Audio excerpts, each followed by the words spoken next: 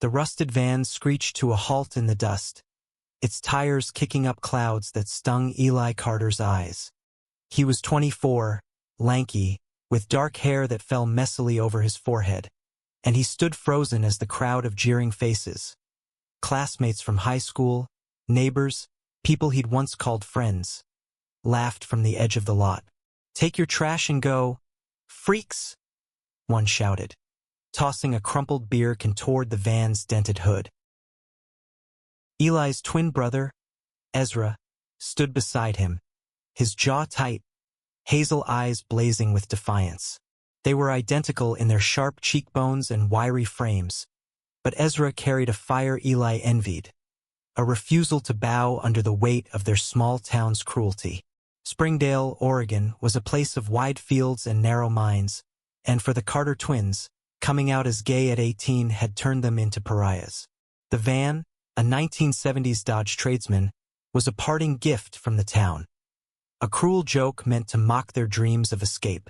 Its chipped blue paint and rusted fenders screamed neglect, but to Eli, it was a lifeline. "Eli, let's go," Ezra said, his voice low but steady. He grabbed the keys from the ground where they'd been tossed, his fingers brushing Eli's arm in a quiet promise. "We're in this together." They climbed into the van, the seats creaking under their weight, and as the engine sputtered to life, Eli's heart pounded with a mix of fear and hope. They were leaving, but to where? And with what? The van rumbled down Highway 26, the twins silent as the town faded in the rearview mirror. Eli stared at the cracked dashboard, his mind replaying the years of whispers, the slurs scrawled on their lockers, the way their parents had turned cold when they'd come out. "We're better off without them," Ezra had said last night, packing their duffels with clothes and dreams. But Eli wasn't so sure. What did two broke, queer kids from nowhere have to offer the world? Their first stop was a gas station outside Portland, the neon sign flickering in the dusk. Ezra hopped out, his flannel shirt untucked, and returned with a map and 2 cans of soda. "We're not just running," he said, spreading the map across the hood. "We're finding somewhere we belong." His finger landed on San Francisco, 1,000 miles away, a city of freedom, of pride flags and open hearts. Eli's chest tightened. Could they really make it? The van, though, had other plans. By midnight, it coughed and shuddered on a lonely stretch of I-5, forcing them to pull over. Eli's hands shook as he popped the hood, the engine's heat stinging his face. "We're screwed," he muttered, kicking a tire. Ezra, ever the optimist, rummaged through the back and found a toolbox, rusted, but stocked with wrenches and hope. "We'll fix it," he said, his grin infectious. "This thing's got stories. Maybe it's got some fight left." As they worked under the stars, headlamps casting shadows, Eli felt a spark. Not just from the engine, but between them. They were a team, always had been. By dawn, the van roared back to life, and Ezra hooped, pulling Eli into a hug that felt like home. They drove on, the road stretching endless before them, each mile a rebellion against the hate they'd left behind. Their journey wasn't smooth. The van broke down twice more before they crossed into California, each repair a lesson in resilience. They slept in the back, curled up on a thin mattress they'd found stashed under a bench seat, the van's musty smell mingling with their dreams. They rationed their cash, $200 saved from odd jobs, and shared stories to keep the fear at bay. Ezra talked of opening a cafe, a place where everyone belonged. Eli dreamed of painting, capturing the world's beauty on canvas. The van, their rusty chariot, carried them closer to those dreams. In Redding, they met Jamal, a 26-year-old black mechanic with a warm laugh and a knack for fixing anything. His garage was a haven of grease and kindness, and when he saw the twins van limping in, he waved them over. "Y'all look like you've been through it," he said, his brown eyes scanning the vehicle. He was broad-shouldered, with a fade haircut and a quiet confidence that made Eli's stomach flip. Jamal worked on the van for free, his hand steady as he replaced a busted hose. "Where you headed?" he asked, wiping sweat from his brow. "San Francisco," Ezra said, leaning against the van. "Gonna start over." Jamal nodded, his gaze lingering on Eli. "Takes guts to leave everything behind. Respect." He handed Eli a worn business card. "If you're ever back this way, look me up." Eli tucked it into his pocket, his fingers trembling. Not from the cold, but from the spark in Jamal's smile. They left Redding at dusk, the van purring smoother than ever. Eli couldn't stop thinking about Jamal, the way his voice had softened when he'd said, "Stay safe." Ezra noticed, nudging him with a grin. "You're blushing, man." Eli shoved him playfully, but his heart raced. For the first time he felt seen, not as a twin, not as a target, but as himself. By the time they reached Sacramento, the van was more than a vehicle. It was their sanctuary. They parked near a river, the water glinting under the moon, and sat on the hood, sharing a bag of chips. "We're gonna make it, Eli," Ezra said, his voice fierce with belief. "This van, this piece of junk, it's ours. It's proof we're stronger than they thought." Eli nodded, his eyes on the stars. He didn't know what San Francisco held, but for the first time he believed they could find a place to belong. The van, rusted and battered, was their golden ticket, not because of what it was, but because of what it carried. Their courage, their dreams, and the unbreakable bond between them. The Sacramento riverbank was quiet, save for the hum of crickets and the occasional ripple of water.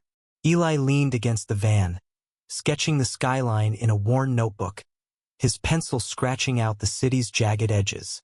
Ezra was sprawled in the grass, humming a tune, his optimism unshaken despite their dwindling funds.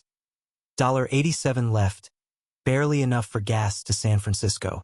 The van, their rusty steed, sat nearby, its dents glowing faintly under the streetlights. Eli traced its outline in his sketch, wondering if it could carry them the final 90 miles.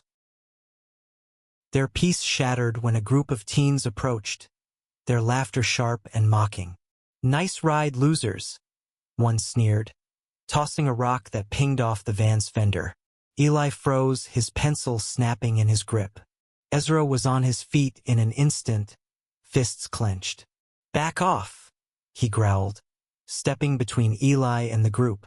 The teens hesitated, then scattered, their taunts echoing in the night. Eli's chest tightened, the old fear creeping back.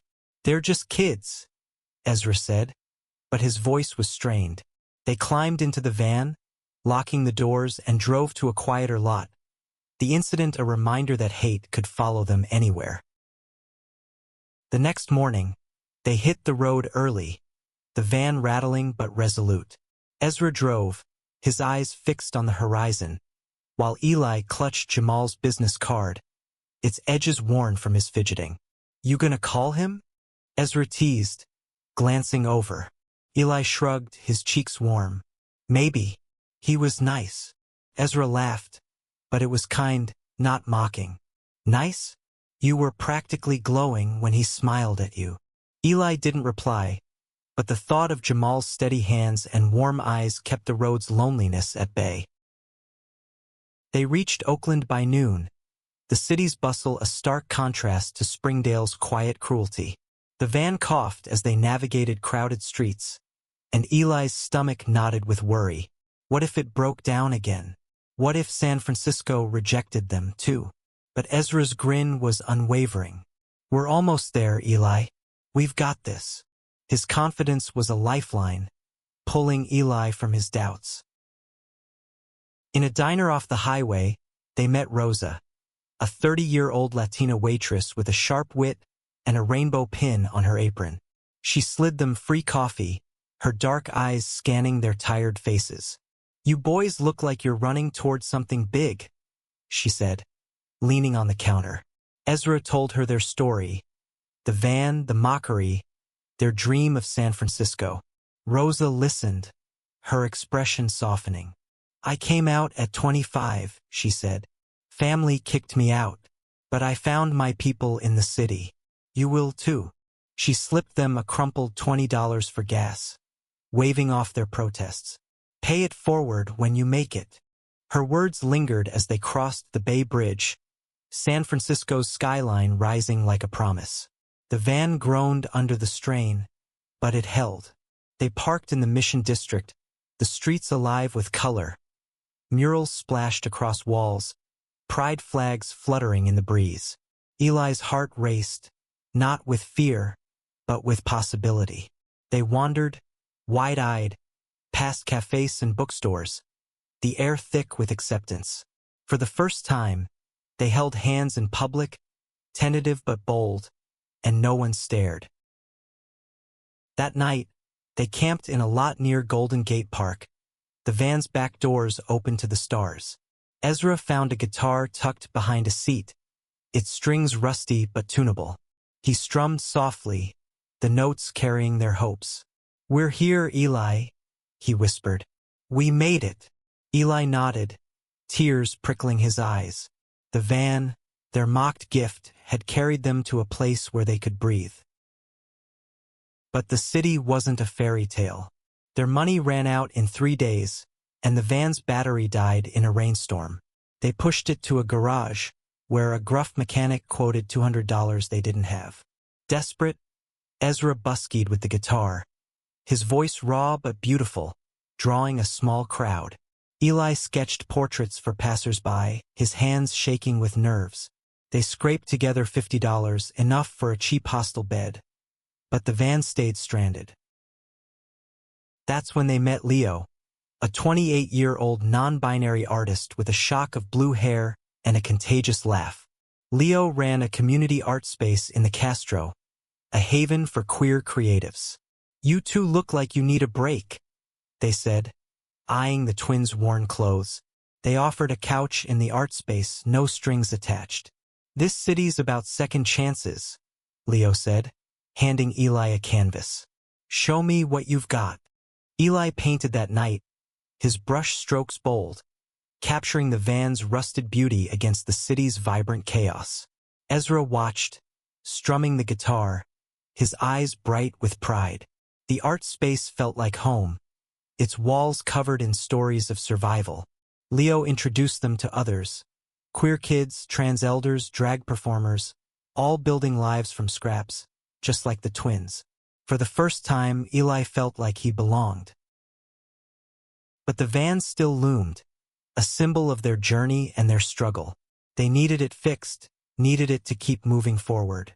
Leo suggested a fundraiser at the art space, a night of music and art to rally the community. Ezra jumped at the idea, his energy infectious, but Eli hesitated. Could they trust this new world not to break them, too?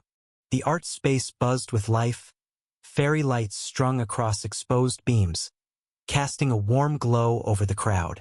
Eli stood in the corner, clutching a beer, his latest painting, a vibrant depiction of the van under a starry sky, propped on an easel. Ezra tuned the rusty guitar, his nerves hidden behind a grin. Leo flitted through the room, rallying artists and performers for the fundraiser. This is for your van, they told the twins. But it's also for you, to know you're not alone. The event was a gamble. Eli's stomach churned at the thought of strangers judging their story, their art, their lives. But as the night unfolded, the room filled with faces. Young, old, queer, straight, all drawn by Leo's call for community. A drag queen named Sapphire belted a ballad, her voice cracking with emotion. A poet, barely 20, read verses about love's defiance. Eli's painting drew whispers, its colors raw and honest. Ezra took the stage, his guitar notes weaving a story of escape and hope. The crowd swayed, some wiping tears, and Eli felt a lump in his throat. These people saw them. By midnight, they'd raised $300, enough to fix the van and buy a week's groceries. Strangers hugged them, shared their own stories of rejection and redemption. A trans woman named Marla, 45, pressed $50 into Eli's hand. "I was you once," she said. "Keep going." Eli nodded, speechless, his heart full. The van, once a cruel joke, was becoming a beacon, proof that even broken things could be mended. The next day, they towed the van to a garage run by Jamal's cousin, Malik, a 32-year-old black man with a quiet warmth. He'd heard about the twins from Jamal, who'd texted him from Reading. "My cousin says you're good people," Malik said, popping the hood. He worked fast, his hands deft, and by evening, the van roared back to life. Eli slipped Jamal's card from his pocket, his thumb tracing the number. "Call him," Ezra whispered, nudging him. Eli smiled, shy but determined. Maybe he would. They parked the van near the art space, its engine humming with new life. Leo invited them to stay longer, offering a corner to paint and play music. Ezra thrived, his guitar drawing crowds, his dreams of a cafe taking shape. Eli painted daily, his canvases bolder, each stroke a step toward confidence. But the city's challenges lingered. Jobs were scarce, and the hostels ate their funds. They slept in the van some nights, its familiar creaks a comfort. One evening, Eli found a letter tucked under the van's wiper. A hateful note, and signed, calling them freaks who didn't belong. His hands shook as he showed Ezra, the old wounds from Springdale reopening. Ezra crumpled the note, his face hard. "They don't get to win," he said. But Eli saw the flicker of doubt in his brother's eyes, mirroring his own. San Francisco was freedom, but it wasn't perfect. Leo noticed their quietness the next day. "Hate doesn't vanish," they said, sitting with the twins over coffee. "But you build louder than it. You create. You love." They pointed to Eli's paintings, Ezra's music. "That's your power." Inspired, Ezra proposed a mural on the van, a celebration of their journey, a middle finger to the haters. Eli sketched the design. Wildflowers bursting from rusted cracks, pride flags woven into the vines, their initials carved into a heart. They painted it together, the art space crew joining in, brushes splashing color under the sun. Jamal arrived unexpectedly, driving down from Reading for a weekend visit. His smile lit up Eli's world, and when he joined the painting, his shoulder brushing Eli's, the world felt smaller, warmer. "You're brave," Jamal said softly, his eyes locked on Eli's. "Not everyone keeps going like you do." Eli's heart raced, his brush trembling. He wanted to say something, anything, but the moment held its own language. The mural transformed the van, turning its rust into art, its scars into stories. Passers-by stopped to take photos, some leaving tips in Ezra's guitar case. The twins felt seen not as outcasts but as creators. Yet the letter lingered in Eli's mind, a reminder that acceptance was a fight, not a gift. He called Jamal that night, his voice shaky but sure, and they talked for hours, about dreams, fears, the way the world could hurt and heal in the same breath. By week's end, the van was more than a vehicle. It was a canvas, a home, a symbol of their defiance. But San Francisco's cost of living loomed, and the twins knew they couldn't stay without a plan. Ezra scouted cafe jobs, his charisma winning over managers. Eli sold a painting for $100, a small victory. They were building, but the road ahead was uncertain, and the van couldn't carry them forever. Rain battered the van's roof, the sound a steady drumbeat as Eli and Ezra sat inside, counting their cash. $127, enough for gas and a few meals, but not rent. San Francisco's vibrancy was intoxicating, but its price was brutal. Ezra had landed a barista gig, his charm-winning shifts at a queer-owned cafe called Haven. Eli picked up freelance art gigs through Leo's network, but the work was sporadic. The van, now a rolling mural of hope, was their only constant, parked in a lot near the Castro, its colors bright even in the storm. Jamal visited again, his presence a quiet anchor. He and Eli grew closer, their late-night talks spilling into tentative dates. Walks through the park, coffee in quiet corners. Jamal, 26, carried his own scars. Rejection from a religious family, years of proving himself in a world that judged his skin and his queerness. "You remind me to keep going," he told Eli one night, their hands brushing as they leaned against the van. Eli's heart stuttered, his feelings for Jamal deepening, a mix of joy and fear. Could he trust this happiness? Ezra noticed the change in his brother, his teasing gentler now. "You're falling for him," he said, grinning as they washed dishes at Haven. Eli blushed, scrubbing a mug harder than necessary. "Maybe, but what if it doesn't work? What if we crash again?" Ezra's smile softened. "Then we fix it like we fixed the van. Together." His words were a reminder of their bond, unbreakable despite the miles and the pain. But the city tested them. A second hateful note appeared, taped to the van's door. "Go back to nowhere." Eli's hands shook as he tore it up, but the words burrowed deep. Ezra's jaw tightened, his defiance flaring. "We're not hiding," he said, and proposed a bold move, turning the van into a mobile art gallery. They'd park in busy spots, display Eli's paintings, and busk, claiming space in a city that both welcomed and challenged them. Leo loved the idea, rallying the art space crew to help. They built a fold-out display for the van's side, stringing lights to draw eyes. Eli painted new pieces, portraits of the community, vibrant and raw. Ezra composed songs about freedom, his voice carrying over the streets. Their first gallery night in the Mission drew a crowd, strangers moved by their story. A queer couple, both in their 50s, bought a painting for $200, their eyes misty. "You're us 30 years ago," they said. The twins pocketed the cash, their hope reignited. Jamal joined them, his presence steadying Eli. He helped set up, his laughter easing the tension when a heckler shouted slurs from across the street. "Ignore them," Jamal said, his hand on Eli's shoulder. "They're loud, but you're louder." Eli nodded, painting with fiercer strokes, each one a defiance. The night ended with $400 in tips and sales, enough to dream bigger, a studio apartment maybe, or a real start. But the van broke again, its alternator failing in the middle of a busy street.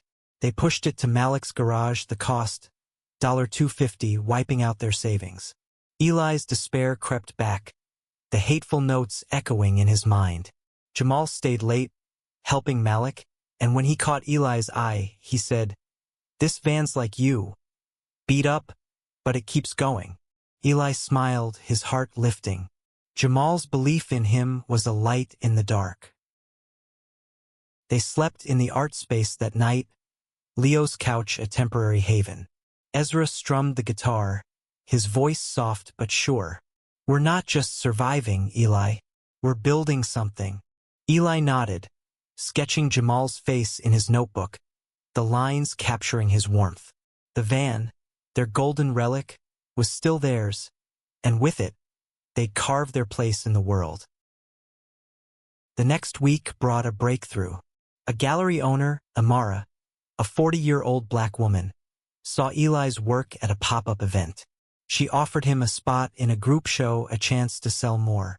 Ezra's cafe manager connected him with a local musician, sparking a collaboration. The twins were gaining ground, but the city's cost loomed, and the van's repairs drained them. They needed a home, not just a vehicle. Jamal suggested they look north to Oakland, where rents were lower. "You could park the van, fix it up slow," he said. Eli hesitated, his heart tied to San Francisco's promise. But Ezra saw the logic, his practicality balancing Eli's dreams. "We'll make it ours," he said. They drove to Oakland, the van's mural glowing under streetlights, a beacon of their journey. The road was still long, but they were closer than ever to home.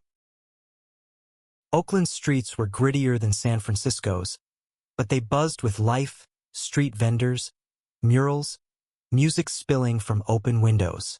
The twins parked the van in a lot near Lake Merritt, its mural catching eyes. Eli's gallery show was a week away, his paintings stacked in the van, each one a piece of their story. Ezra practiced with his new band, their gigs booking fast. The van, once a cruel jest, was now their pride, its colors a testament to their survival. Jamal moved closer, taking a job at a garage in Oakland to be near Eli. Their relationship bloomed, tentative but deep, built on quiet moments. Shared coffee, late-night drives, Jamal's hands steady in Eli's. "You make me believe in more," Eli admitted one night, parked by the lake, the van's windows fogged with their breath. Jamal smiled, his eyes soft. "You're my more," he said, and they kissed, the moment raw and real, the van their witness. But hate hadn't vanished. A brick shattered the van's rear window one night, a note tied to it. "You don't belong." Eli's heart sank, the old fear clawing back. Ezra raged, ready to fight, but Jamal calmed them, his voice steady. "They want you to break. Don't." Leo arrived, their anger matching Ezra's, but they channeled it into action. They organized a community vigil, the van at its center, its mural lit by candles. Dozens came, Rosa, Marla, Sapphire, Amara, standing in solidarity. "This is our home," Leo said, their voice fierce. "You belong." The vigil shifted something. Eli painted through his fear, his work bolder, angrier, more alive. Ezra's music carried their story, his lyrics raw with defiance. The gallery show was a triumph. Eli sold 3 paintings, enough for a deposit on a tiny Oakland studio. Ezra's band landed a regular gig, their sound drawing crowds. The van, now parked outside their new home, was no longer their only shelter, but it remained their heart. Months later, the twins stood by the van, its mural faded but vibrant. Eli held Jamal's hand, their love a quiet strength. Ezra, single but hopeful, strummed the rusty guitar. They turned mockery into meaning, a rusted gift into gold. The van had carried them from hate to hope, from nowhere to home. It wasn't perfect. Hate still lingered, money was tight, but they'd built a life, not just for themselves, but for others. They'd pay it forward, just as Rosa had said, their van a beacon for anyone who needed to believe in second chances. The twins looked at each other, their smiles mirroring the journey. "We did it," Ezra said, his voice thick. Eli nodded, his eyes on the van, then on Jamal, then on the city they'd claimed. "Yeah," he said, "we're gold."